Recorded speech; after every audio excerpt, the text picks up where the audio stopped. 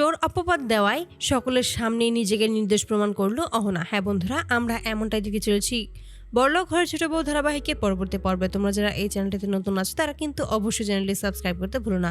তো চলো বিস্তারিত জেনে আসি। অহনা ছুটে আসে অর্জুনের কাছে আর বলেছে কালকে আমার এক্সাম আছে। ঠিক তখনই অর্জুন বলছে এই সমস্ত কথা বারবার আমাকে বলে কোনো লাভ হবে না অহনা, কারণ আমি কিছুই করতে পারবো না। তখনই অহনা বলছে তার মানে আপনি যে সমস্ত কথা দিয়েছিলেন সেই সমস্তটাই মিথ্যে ছিল।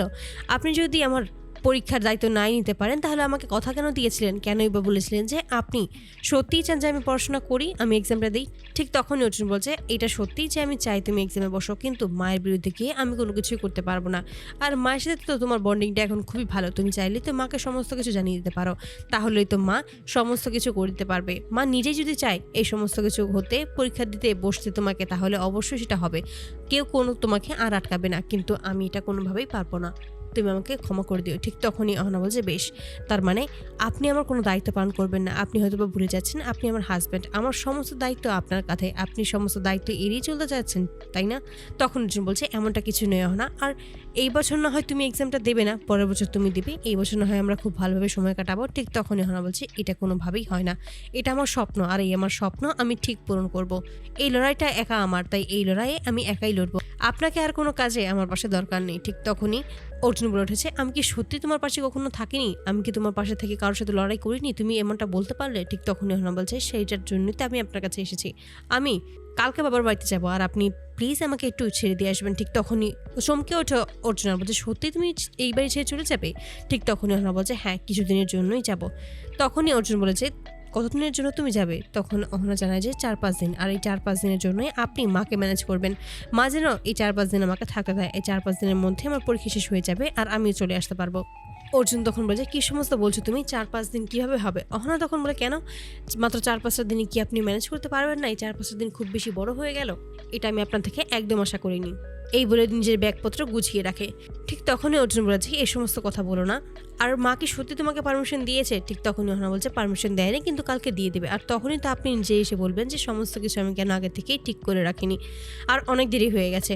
আর দেরি হওয়া মানে আমার থেকে অনেকটা সময় চলে যাওয়া। আমি বাসায় গিয়ে পড়াশোনা করব, অনেক পড়াশোনা করব আর এক্সাম দেবো।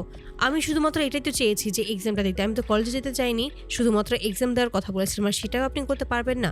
তারপর দেখা যায় পরদিন সকালবেলায় যখনই বেরিয়ে যাবে ঠিক সেই মুহূর্তেই পিসি আটকে দেয়, বলছে এই সমস্ত ব্যাগের মধ্যে তুমি কি নিয়েছো? এত বড় ব্যাগ নিয়ে কোথায় বা যাচ্ছ? মাত্র একদিনের জন্য তো যাচ্ছ, আর এত ব্যাগ নিয়ে, এত কাপড় নিয়ে কি করছো? নাকি অন্য কোনো কিছু নিয়ে গেছো? এতে করে অবাক হয়েছে অহনা বলছে আমি কি নিব পিসিমা? ঠিক তখন বলছে এমনটাও তো হতে পারে এটা অনেক বড় বাড়ি, তোমরা তো গরিব ঘরের মেয়ে, আর এত বড় বাড়ির জিনিসপত্র দেখে লোভ সামলাতে পারোনি, তার জন্য হয়তো কিছু নিয়ে যাচ্ছ নিজের বাবার বাড়িতে। এতে করে অবাক হয় অহনা বলছে পিসিমা এমন করে কথা বলবেন না, আমি এই বাড়ির বউ, তাই এই বাড়ির জিনিসপত্র এই বাড়িতেই থাকবে, আমি কেন নিয়ে যাবো আমার বাবার বাড়িতে সেটাই তো বুঝতে পারছি না।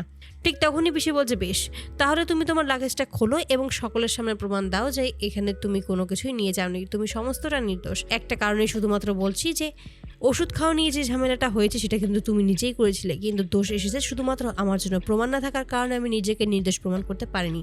তবে তখন থেকে সকলে আমাকে একটু অন্যরকম চোখেই দেখে, আর এখন যেহেতু তুমি এই বাড়ি থেকে চলে যাচ্ছ, যদি কোনো কিছু চুরি করে নিয়ে যাও তাহলে তো সেই সমস্ত কিছু না খুঁজে পাওয়া গেলে সেই আমাকেই সবাই দোষারোপ করবে, ভাববে আমি চুরি করিয়েছি। তার জন্য আমি তোমাকে চাইছি এই ব্যাগটা খুলে সবাইকে দেখিয়ে দাও। এতে করে তখন নিজেকে নির্দোষ প্রমাণ করার জন্য সমস্ত ব্যাগটাই খুলে দেয় আর বলছে দেখিনি এখানে কোনো আপনাদের বাড়ির জিনিসপত্র আছে কিনা, আমি কোনো কিছু চুরি করছি কিনা, আর এভাবে নিজেকে নির্দোষ প্রমাণ করে। তো বন্ধুরা তোমরা কি চাও যেন এবার এভাবে চোরের অপবাদ দেওয়ায় যেন সকলের সামনেই এবার নিজেকে নিজেই নির্দোষ প্রমাণ করতে পারে অহনা? অবশ্যই তোমরা তোমাদের মতামত কমেন্ট বক্সে জানাতে ভুলো না। ধন্যবাদ।